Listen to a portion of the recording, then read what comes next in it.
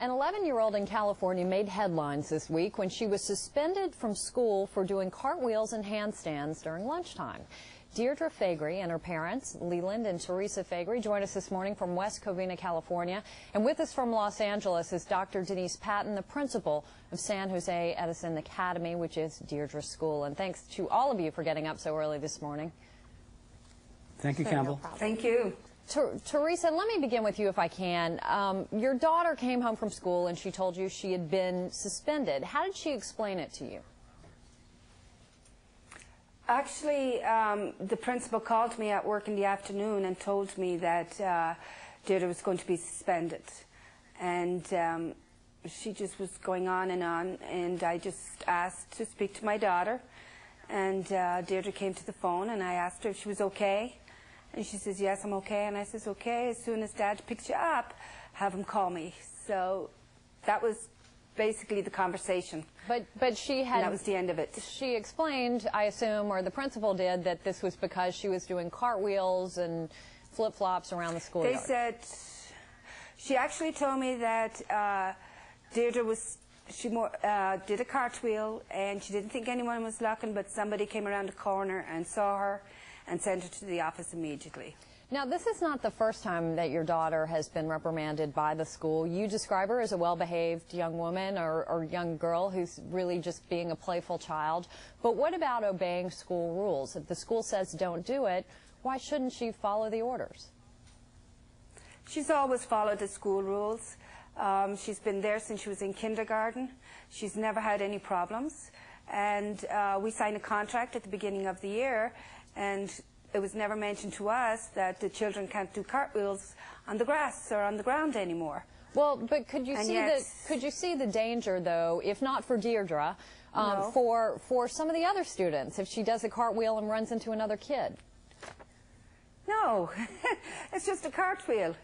The kids are running around the playground, running after each other, climbing and doing all sorts of things. I mean, this is the most easiest sport. She knows what she's doing. There's no other kids around.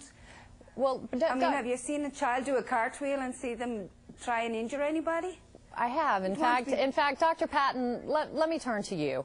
You yourself were a gymnast, I understand, so clearly you're not anti-cartwheel. What's really the problem here? Actually, the problem, Deirdre was suspended for a day, not because she was doing a cartwheel outside on the grass at recess. She actually was suspended for a day because after repeated warnings, she insisted on practicing her gymnastics in the hallway, on the concrete walkway, in front of doors that could open. When I realized that she was compromising her own safety and the safety of others in the school, I had to take action. It would actually have been irresponsible of me not to address this situation. And after repeated warnings and meeting with the parents, talking with the parents on the phone, sending emails, sending home information about her lunchtime detentions, she continued to do so. Well, and so I found it necessary. Well, then this is more about disobedience because it wasn't an isolated incident, right? Actually, our top priority is about the safety of Deirdre and the other students, and it started off as a safety issue. And through her continuance of doing the gymnastics in the hallway in a very unsafe manner, we then had to go forward, and it became a discipline issue and a disobedience issue. Leland, let me ask you, are you telling your daughter to disobey the rules? You've heard what the principal wants. I'm sorry, was that question directed at me? Yeah, it was. You heard from the principal. Are you encouraging Deirdre to disobey the rules? I'm doing what a parent should do, and that is protecting a child's right to use their arms and limbs. I recognize that there should be safety issues at all times in any given situation, school or otherwise. However, in this situation, this is a harmless rite of passage for children. And the claims that she is in any way endangering other school children is spurious. And, you know, this is the kind of pretense that the education establishment uses over and over again. But was that the pretense when they were looking at thongs in San Diego, when they examined vulvas in Pennsylvania a couple years ago? You know, where does this end? Where does this end, this pretense of safety when they go running from their own record? Well, let me ask you, return back to Dr. Patton, where does it end? What happens next? Well, what happens next? I would hope that they would use good judgment. It is an issue of safety, and it was observed where Deirdre had not done a move well and had twisted and almost kicked a kid in the head. This goes beyond just what the parents are stating.